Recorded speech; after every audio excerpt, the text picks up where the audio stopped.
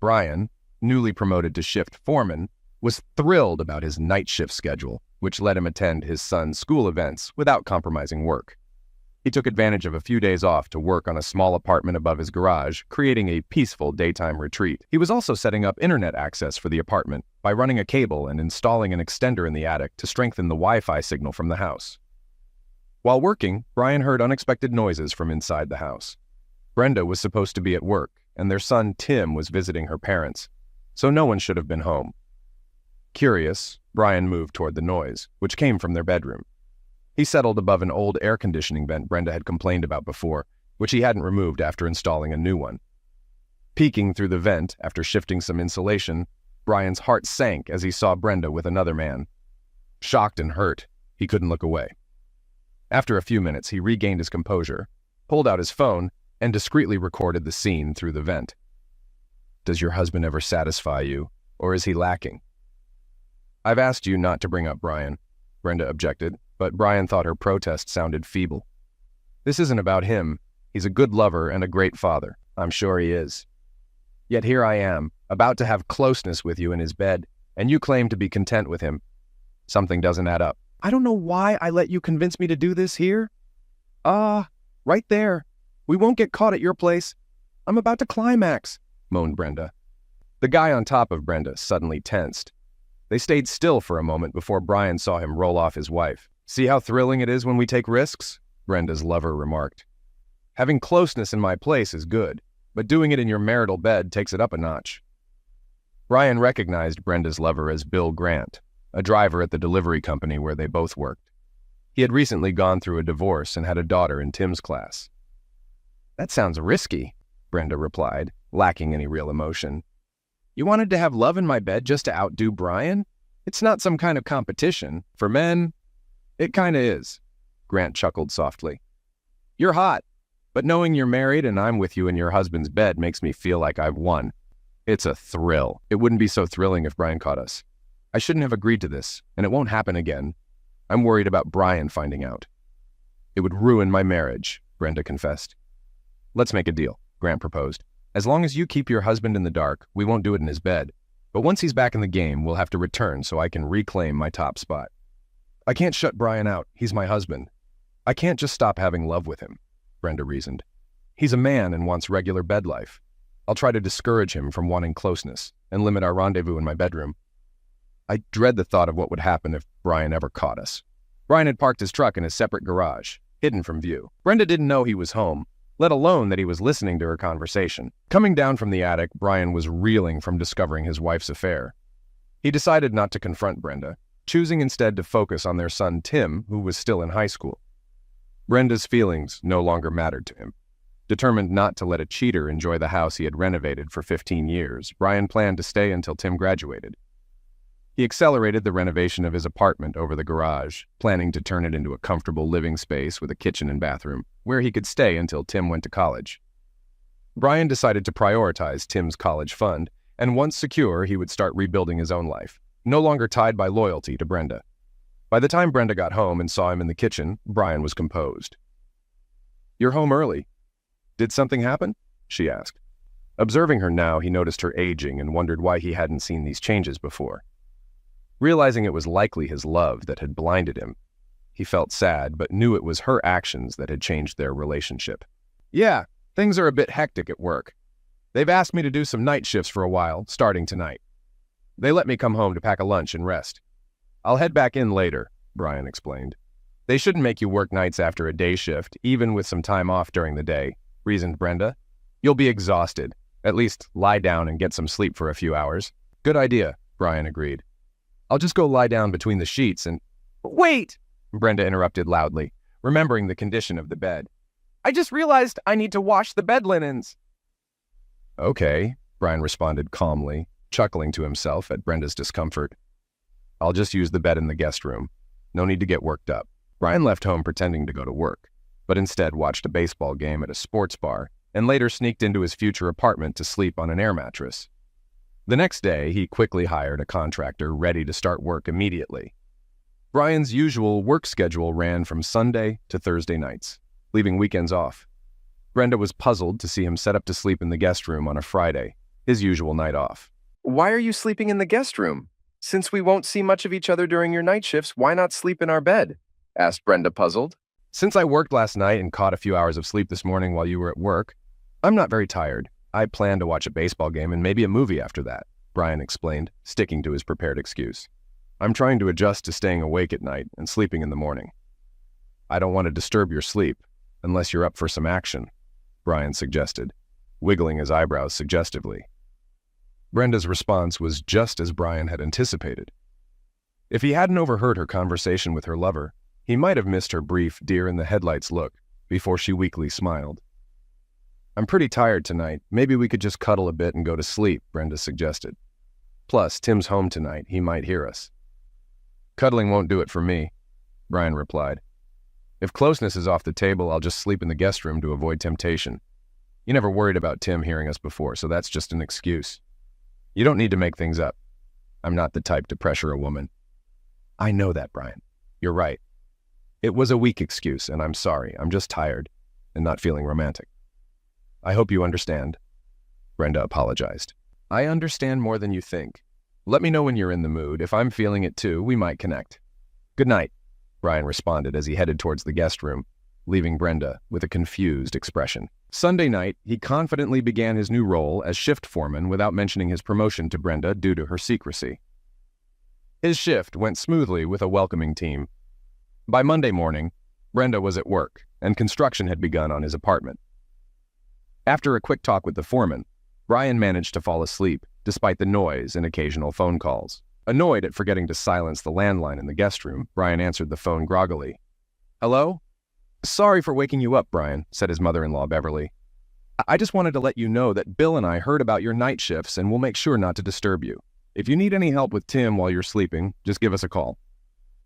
Brian ended the call without a word, shaking his head at people's obliviousness as he unplugged the phone. It took him a while, but he drifted back to sleep. The construction crew wrapped up their work in less than a week, leaving Brian impressed by their efficiency. Reflecting on how long it would have taken him to do the same job, he marveled at their speed. On Friday afternoon, he headed to a furniture store and ordered the essentials for his new space: a king-sized bed, a small kitchen table with 4 chairs, and a compact sofa. Then he visited an appliance store to pick out a large flat-screen TV, a fridge, an oven, and a microwave.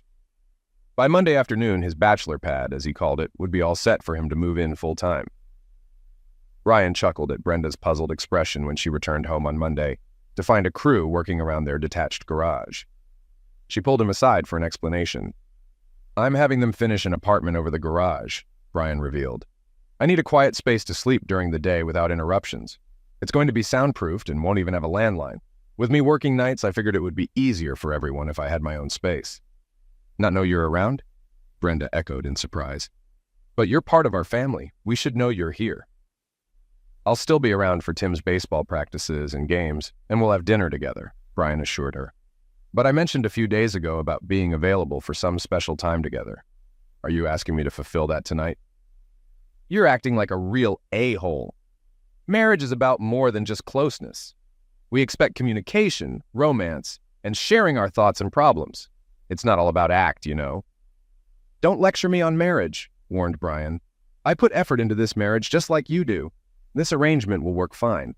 Just let me know when you want me in bed." "I'm not some object to be serviced," snapped Brenda. "You won't be getting anything until you apologize sincerely, and I expect a nice dinner out as part of that apology, you a-hole." Brian grinned and walked away, leaving Brenda puzzled.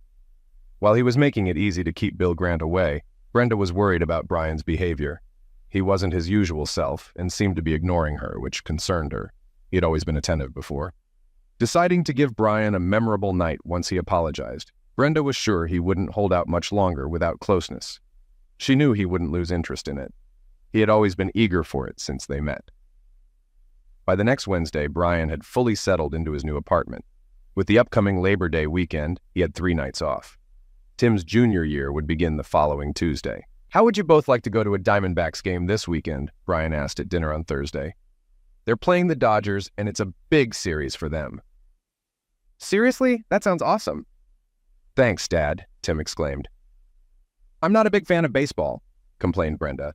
"I'll pass on the game and find something to do at home." "I bet you will," muttered Brian, just loud enough for Brenda to hear.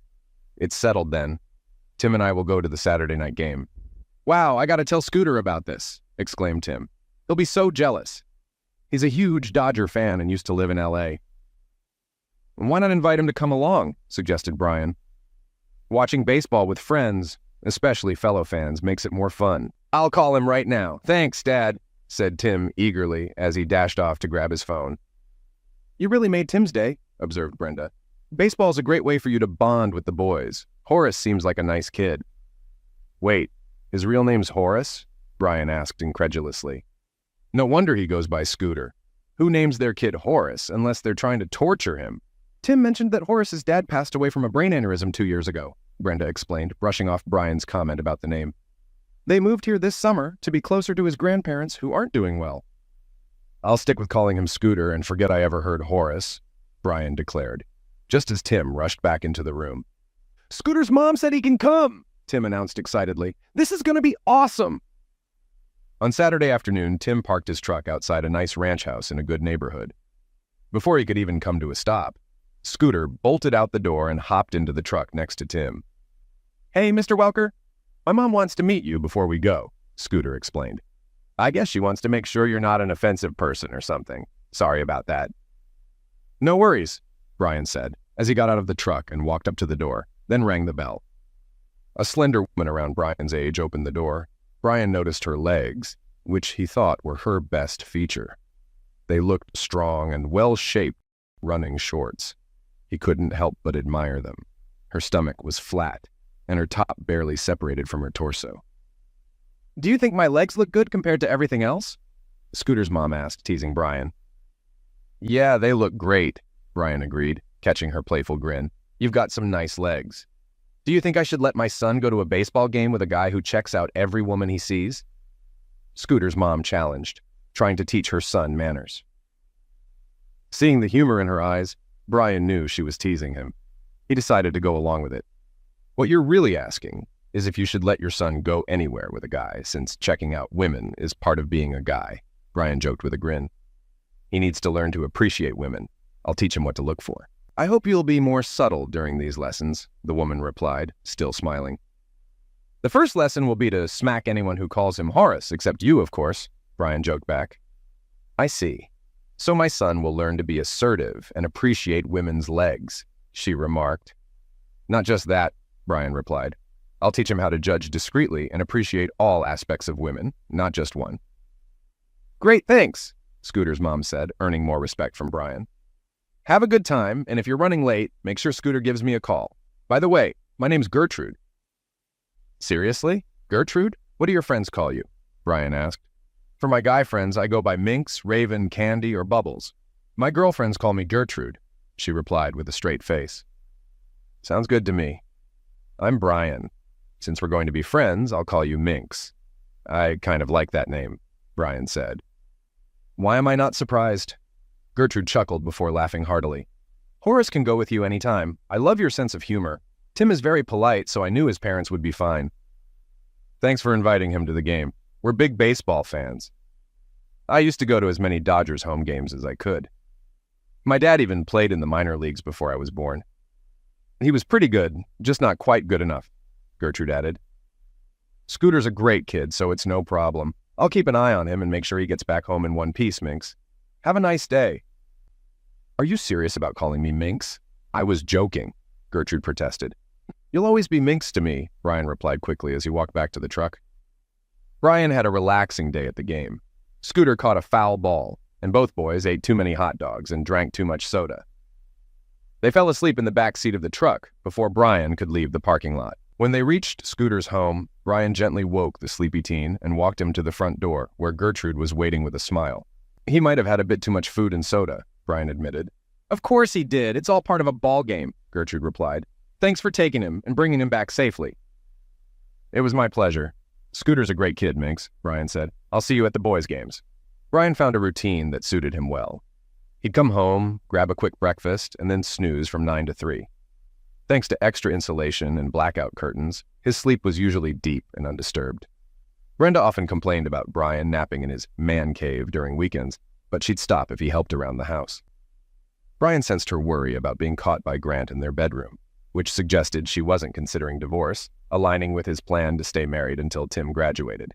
Brian's new foreman role was easier physically, so he bought a home gym and kept up with regular workouts.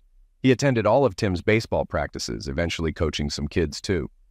Scooter, initially timid but talented, flourished with Brian's extra coaching, becoming a key player by mid-season. Tim also excelled, making Brian proud. Brian noticed some moms at the games appreciated his involvement, laughing at his jokes and bringing treats, which included some for him. As Tim and Scooter's friendship grew, Brian found himself spending more time with Scooter's mom, Gertrude, who was witty and sharp. He considered discussing something personal with her. "I hope I'm not out of line here, Minx, but I've got to ask you something," Brian began. "Almost a B cup," Gertrude responded quickly. "What? I'm lost," Brian admitted. "Well, when a guy says he's got a personal question, isn't it usually about a woman's bra size?" Gertrude replied with a chuckle. "Yeah, usually," Brian chuckled back.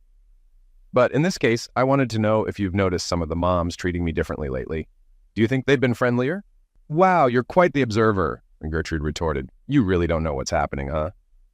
"I'd need more details on the what before I could answer that," Brian pondered. "I get baseball rules, like the infield fly rule, but I don't think you're talking about that, are you?" "Nope, I was referring to the unwritten rule of not bunting or stealing bases with a big lead," Gertrude quipped before getting serious. "If you'd been paying attention, you'd notice the friendliest moms are the single ones. You're a great dad, good-looking, and have a decent job. That makes you a catch in their eyes," Gertrude reasoned. "What about me being married? Wouldn't that matter?" Brian asked. "They've thought about it," Gertrude replied. "That's why they haven't tried to seduce you. No one's made a move, right?" "No one's tried, not that it would be a problem," Brian replied. "I'm married, so I'm obviously not a catch for anyone. Brian, I hate that I'm the one breaking this to you, but we're pals, so it's on me. All the moms know your wife's stepping out on you. But it gets worse. Word is she's cutting you off in the bedroom. You two aren't sharing a bed, and it's pretty clear you're headed for a breakup soon. These ladies want to scoop you up for their team once you're single." Gertrude's bombshell left Brian reeling. How did everyone know his private life? Who could be privy to his bedroom details? Then it hit him. "Brenda must have spilled the beans to that jerk about us not sleeping together, and he blabbed," Brian fumed. "Are you talking about your wife or her beau?" Gertrude asked, trying to lighten the mood. "You seem oddly calm about all this gossip. Did you suspect Brenda was cheating?" "No, I never saw it coming," Brian replied. "You had no inkling at all?" Gertrude asked incredulously. "I knew she was cheating, but I never suspected it," Brian clarified. "I'm lost. How can you know without suspecting?" Gertrude puzzled. "It's simple. I went from clueless to certain when I caught Grant in bed with Brenda. I skipped suspicion altogether," Brian explained. "Well, that's a twist. You caught them in the act, yet you're still hitched and not in jail. You're not into open relationships, are you? Or some voyeur?" Gertrude pressed, concerned. "No way. That's not me," Brian assured her. "I decided to change priorities. Spending quality time with Tim, being a full-time dad became my focus. Living with Brenda, rather than splitting up, seemed best to achieve that. I started working nights, which put a damper on our bed life. I built a sweet apartment over the garage so I could sleep during the day without hassle." She wasn't thrilled with the sleeping setup, but Grant made it clear that every time she slept with me, he'd demand to use our bed for their trysts. It bothered her, but not enough to stop seeing him. She's convinced her affair's a secret and wants to keep it that way. I didn't tell her, but I won't be close with her anymore. I got tested for STDs and I'm clean. I aim to keep it that way. "Seriously? You heard that?" Gertrude seethed. "How could she treat you so poorly? And that guy's a total jerk. All the single moms think you'd be a real catch." "I think you're overestimating my appeal. I've never been the heartthrob type. But having a solid job might make me more attractive to some desperate women," Brian suggested. "Are you kidding? Look at you. You're handsome, with a beautiful smile," Gertrude pointed out. "You're strong, kind, smart, and great with kids. If I weren't so plain and flat-chested, I might have made a move along with my barely there A-cup. I think I better stop talking." "Thanks for being straight with me about what folks are saying and thinking," Brian responded, a bit somber. "I didn't realize everyone knew about my situation. It's embarrassing. Can't even keep my own wife happy. I feel like a total wimp. You're a good guy who wants to be a good dad to his son. You're tough enough to handle this crap so you can have a solid bond with Tim. And Horace thinks you're pretty cool," Gertrude assured. "Who?" Brian asked. You must be feeling better if you're teasing me about Horace's name, Gertrude noted with a grin. Minx, you're a great friend. You've kept me from sinking too deep into my own misery.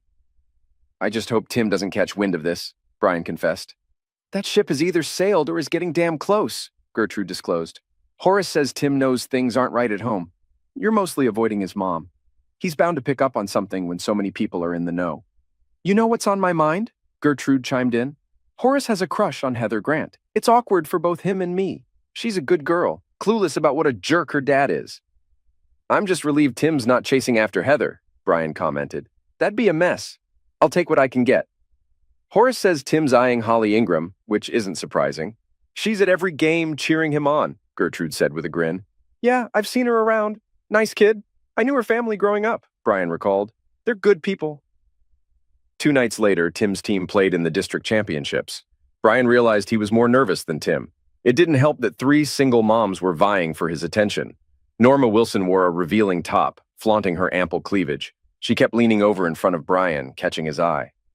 Brandy Dorn, in a tight sweater, asked Brian about the team, her curves accentuated. Jillian Patterson was less subtle, pressing her chest against Brian's arm. Gertrude smirked knowingly as she handed him snacks. Brian noticed the 3 women suddenly leave, then heard a familiar voice behind him. I figured I'd join my husband this afternoon to watch our son play. Didn't expect to have to navigate through so many fans to get to him, Brenda remarked a bit loudly. What's happening here, Brian? The game hasn't started yet, but Tim seems solid in batting practice, Brian replied, trying to change the subject. Nice try, Brenda retorted. Why were those women swarming around you like bees to honey? Good thing you're not allergic to silicone. If you're asking me to decipher the female mind, I'm clueless, Brian admitted. I'm even surprised to see you here. My son's in a big game. I'm here to support him. Obviously, other moms are here too. Seems like some of them are more interested in you than in the game, Brenda replied. You've been busy lately, not making it to the games, Brian observed. How'd you manage to break free today? Brenda glanced at Brian, wondering if he was implying something with his mention of her obligations, but she quickly dismissed the thought. If he suspected anything, he'd confront her more aggressively. Brian wouldn't just let her cheating slide. If he knew, he'd make it known. I made time. Tim's game is important, so it's important to me. Haven't seen much of you since you started the night shift, so I thought it'd be nice to spend some time together cheering for Tim, Brenda explained. As Brenda settled into the bleachers for her first game, she noticed unfriendly stares from some of the other moms, puzzled since she hadn't met them before. She then saw Gertrude, looking casual yet striking with her styled hair and shorts. The game started, and Brian was fixated on the field. Tim was up to bat and hit a double, followed by Scooter, who looked stronger than last season. Scooter's hit sent the ball flying over the fence, sparking cheers as he and Tim rounded the bases. Gertrude beamed with pride for her son, while Brian, touched by the boys' success, had tears in his eyes, reflecting the hard work he'd put into coaching them. After the game, Brenda drove to the pizza place where the team was celebrating. Finding parking a distance away, she walked in to see Brian surrounded by Norma Wilson and Brandy Dorn, who were a bit too close for comfort. As Brenda approached, they quickly stepped back. This scene reminded her of a recent conversation with her lover, Bill Grant. Isn't it time we used your bed again? Bill had suggested, as Brenda was getting dressed after a romp. Getting it on in your husband's bed really gets me going. But you promised not to until Brian and I did it, Brenda reminded him. I don't want to take the risk. Wait, are you saying you two haven't done it since we last hooked up? Bill asked incredulously. You said you'd keep him on hold until he made a move. He's been on night shifts since then, sleeping in the garage room. You haven't even had a hug since. That's ridiculous, Bill scoffed. He's too young and you're too attractive for him to lose interest. Is he not straight or seeing someone else? He's definitely not gay, Brenda insisted. He's very masculine and loyal. He's just tired from working nights and only joins us for dinner. Weekends, he's busy with yard work and stuff.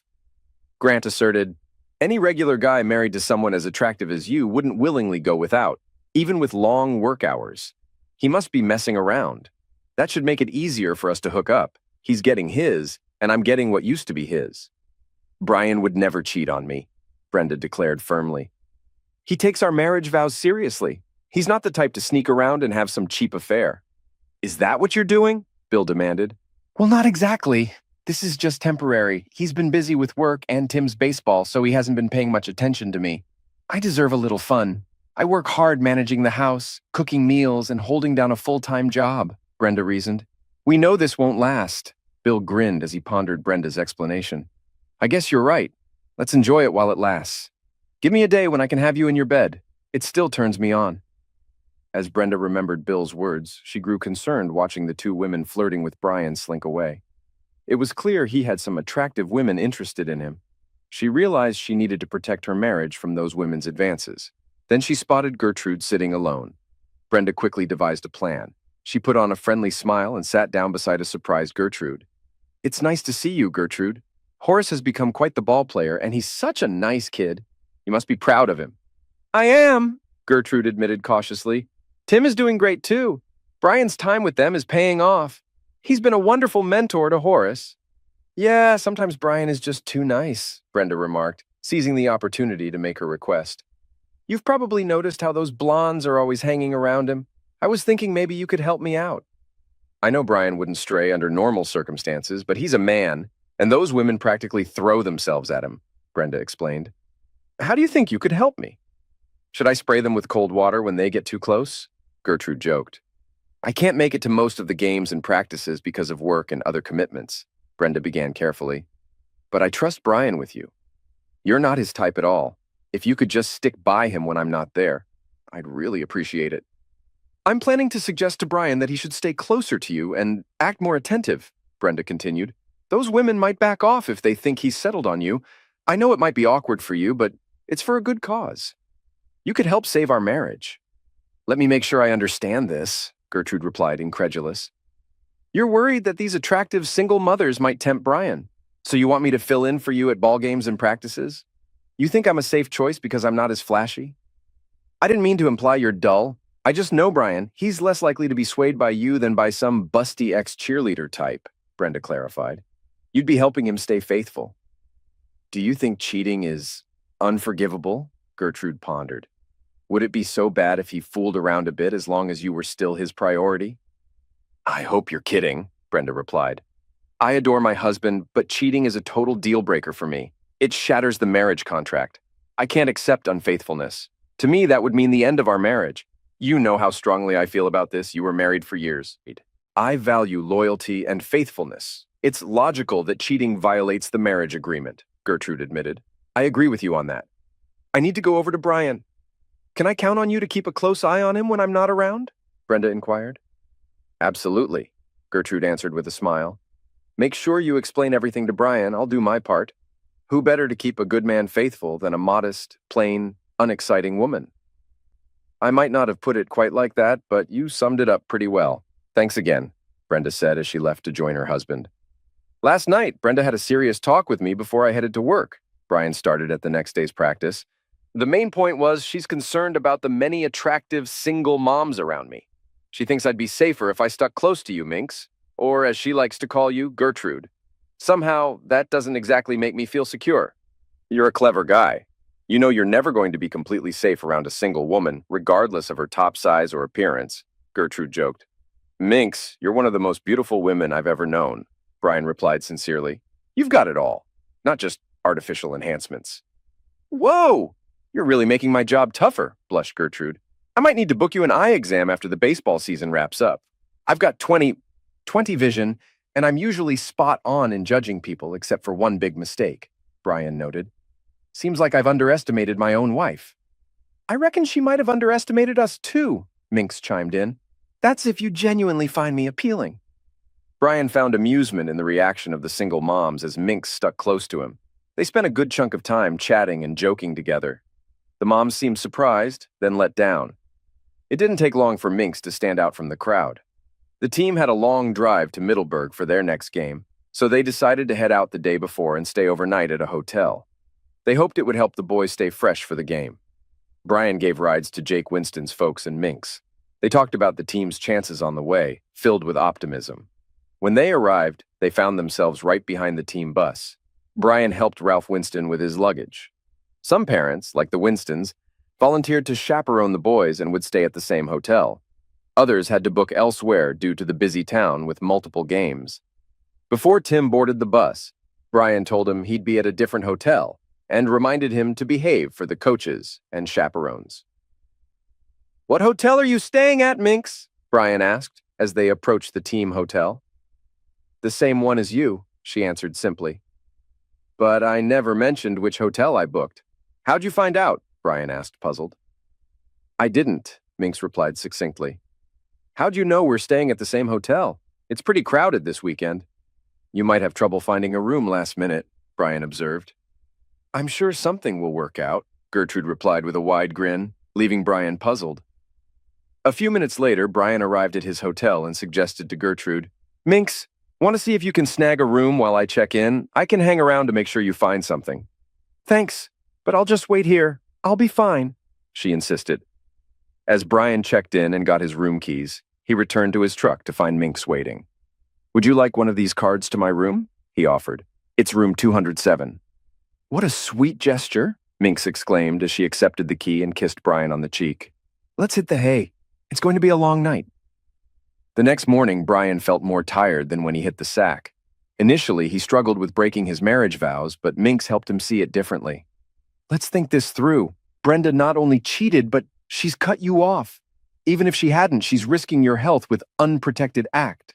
Basically, she's made being close with her unsafe and unappealing. She's released you from your vows and marriage contract. I've been celibate for over 2 years. I'm clean after regular checkups. You got tested after finding out she cheated, and you're clean. I even started birth control over a month ago, hoping we could be together. Can you give me one reason we shouldn't be together? Is it my looks? Your wife figured I was a good fit against all those busty women because she knew you wouldn't be into me. Am I just not attractive enough?" "Minx, you're incredibly attractive. Don't doubt that for a second. I've never strayed from Brenda, and it's a mental shift, but you've made a solid case for us being together. I'm all in," Brian declared with a grin.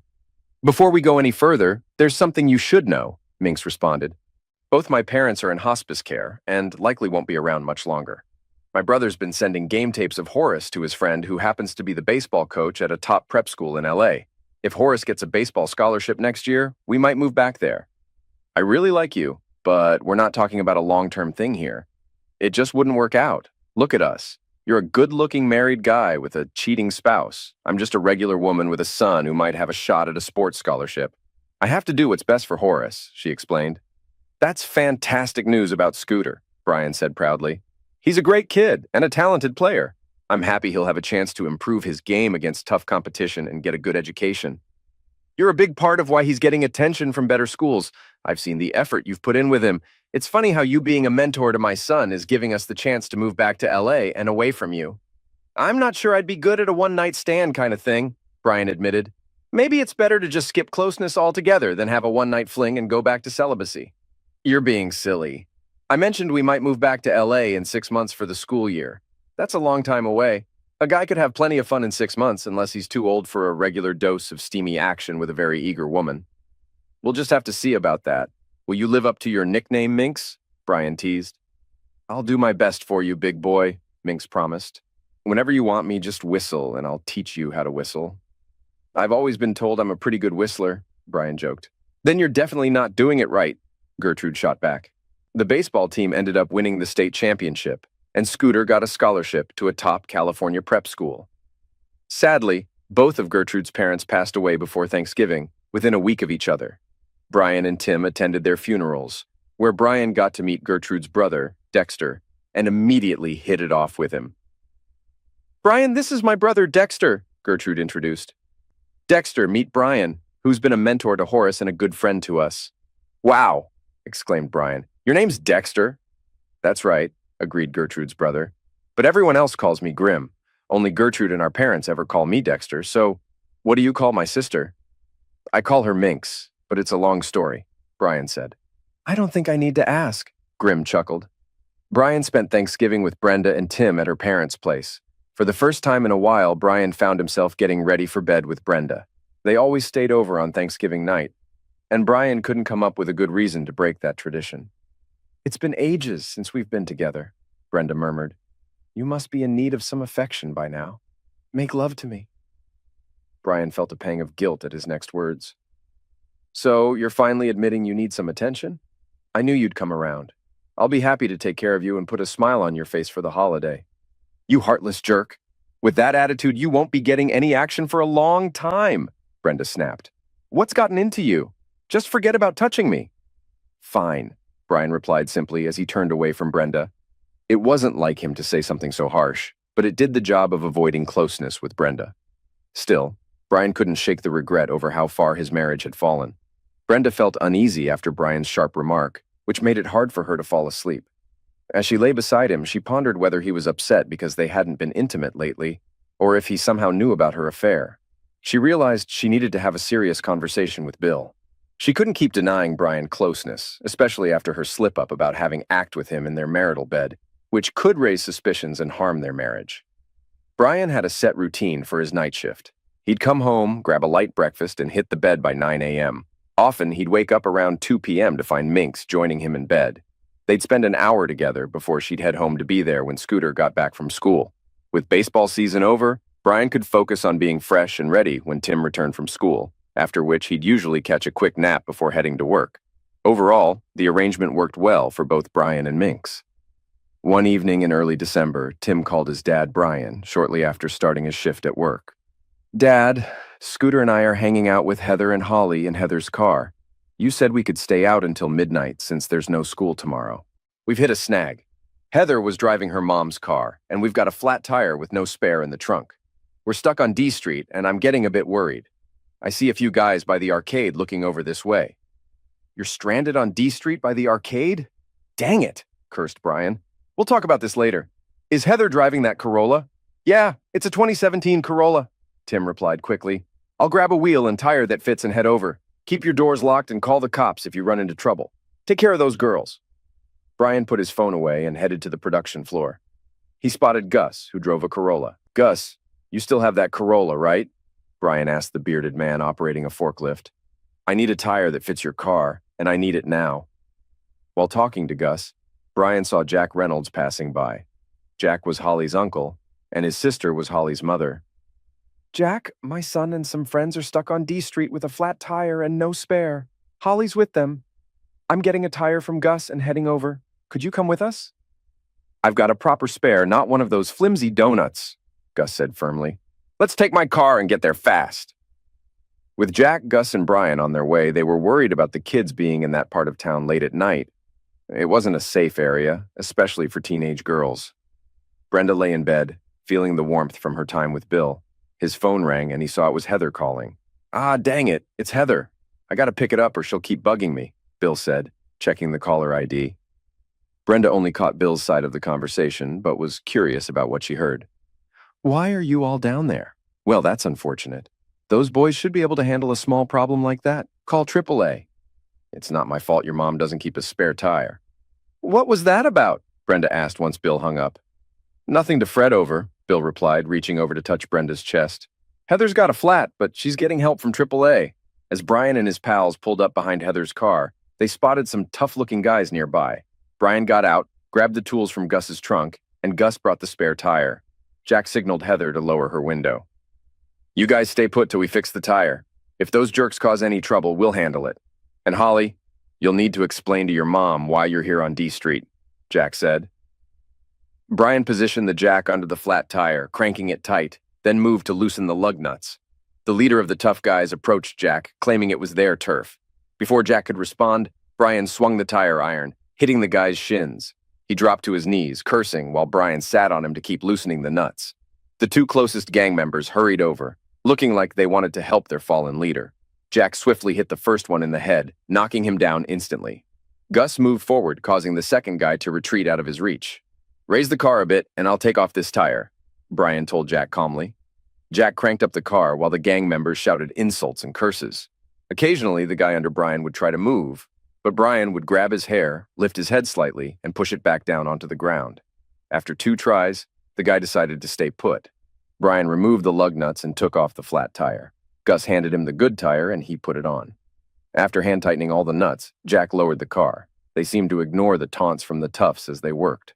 Brian tightened the nuts and stood up, accidentally kicking the leader in the groin as he stepped over him. You guys got something to say? Brian asked as he walked toward the gang, twirling the tire iron casually. As he approached, the group scattered. Get out of here, you kids! Jack shouted, backing the gang away from the car. "Watch out, you don't run over those fools lying in the street and stay away from this area." The three men got back into Gus's car and followed Heather's car as she drove towards the kids' neighborhood. "I can't believe you whacked that fool in the shins," Gus chuckled. "He went down like a ton of bricks." "Thanks for coming along," Jack said. "My hand hurts, but it felt good to knock that punk on the head." "Geez, you really sat on that guy while fixing the tire," laughed Gus. "That was a blast to watch." The men continued to laugh and talk about their adventure as they went back to work. By morning, the whole plant had heard the story. Stories of bravery and excitement were always a hit, especially during the night shift. They helped pass the time and took everyone's minds off their tiredness. The next afternoon, Brian woke up to Minx jumping into bed and kissing him passionately. She was without clothes and clearly excited. "Horace filled me in on what happened last night. You were amazing. Thanks for looking out for the kids like that," gushed Minx. "You're in for a treat. I would have come sooner, but I had to wait for Horace and Tim to go see the girls, since they're off school today."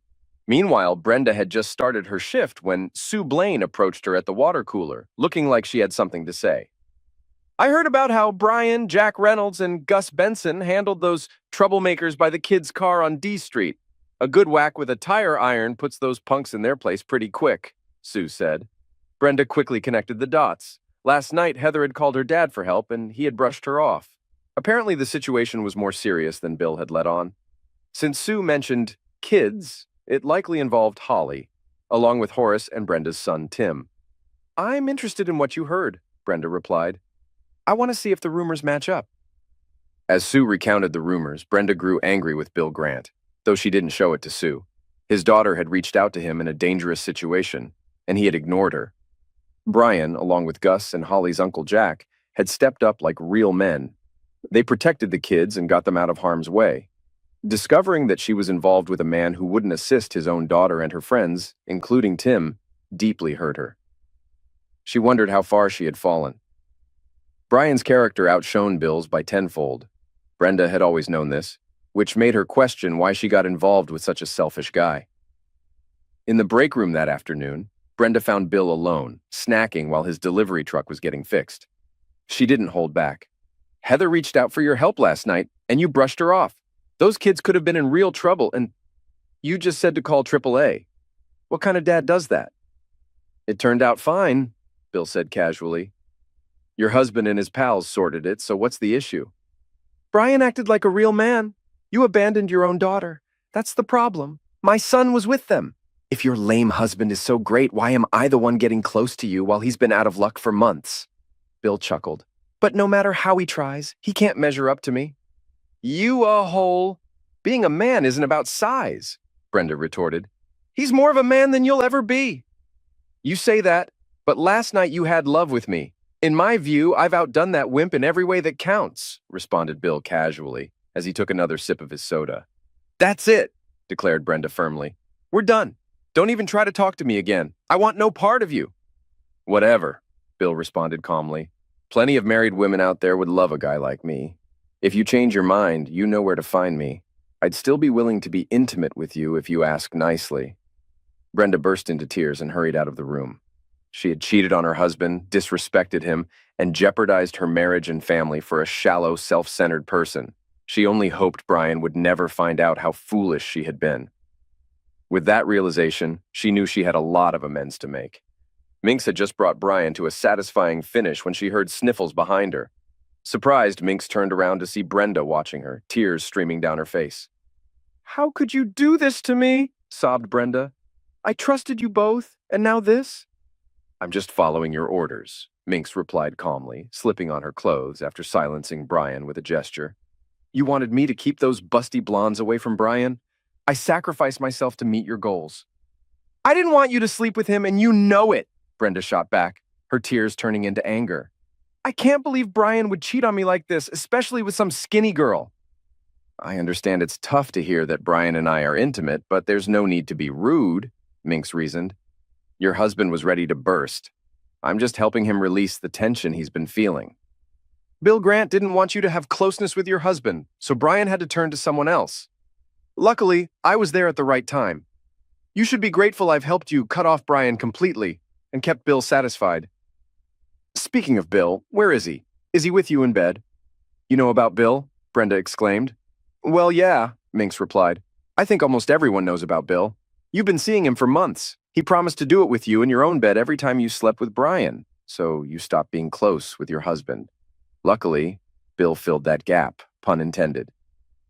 If Brian knew, why didn't he say anything? Why did he let Bill and me continue for so long? Brenda asked, tears still flowing down her cheeks. You're sharp. What do most guys do when they find out their wife's been cheating? He'd probably get real mad and yell at me. Then he'd likely divorce me, Brenda said as she faced the harsh truth. That sounds about right. So what happens next?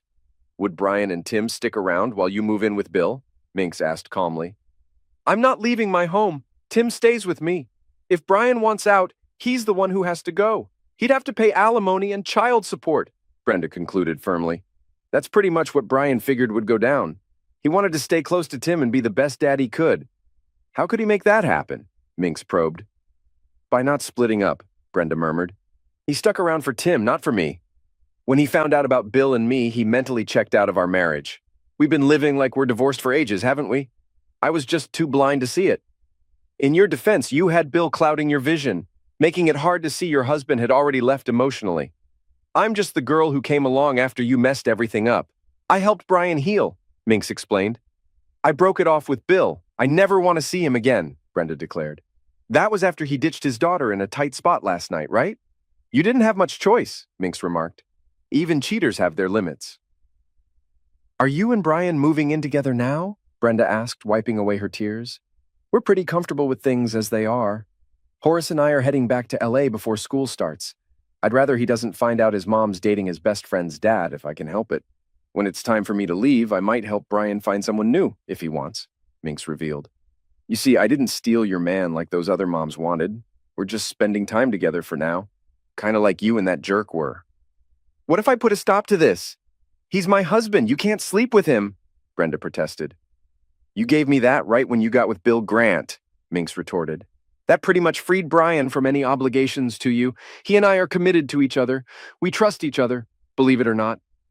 Brian's been told he can't be with you or anyone else if he wants to be with me, Minx added. Who knows who else Bill Grant's been with, or what diseases he might have. You could have all kinds of nasty stuff in there. Brenda cried again, thinking about Minx's words. Could Bill have been cheating with someone else? Brenda knew what kind of man Bill was now. She needed to get tested soon. So, what now? Brenda asked nervously. Let's keep things as they are. I'll keep visiting Brian and you keep avoiding him. It's working fine. If it ain't broke, don't fix it, Minx replied. I won't do that, Brenda said firmly. You're leaving soon. I'll stick around and show Brian what a great wife I can be. He won't need you. Except he knows I'm faithful while you're out there, ready for anyone, Minx argued. Basically, I control your bed life, at least with Brian. I won't let him near your dirty business while he's with me. I won't risk diseases, and he's not into it either. One thing I've learned, albeit too late, is there's more to a relationship than just act, Brenda said with false confidence. Act without love or commitment is pretty demeaning. I'll do what a wife should do for her husband, while you just give him closeness. Think about that. All right, Minx responded. Let's do it. You cook for him, clean the house, and do his laundry. I'll take care of him in bed. We'll see who's happier. Brian, I'm so sorry for disrespecting you. Can you forgive me? Brenda pleaded. How could he trust you again? Minx interjected. He might forgive you someday, but regaining his trust? That's the real challenge for cheaters. Enjoy the next few months while you're still his wife in name. Realize what you lost for some stranger and learn from it, Minx advised. Brian doesn't want to break up the family while Tim's in school. You've got about 9 months after I leave to try to win him back. Once Tim graduates, Brian might kick you to the curb. Why are you speaking for Brian? Brenda demanded. I'm not just his lover, I'm his best friend, Minx explained. While you were with Bill, Brian and I had our own talks. I promised to handle this situation when it came up. He promised to reward me once I did. Can you leave us alone now?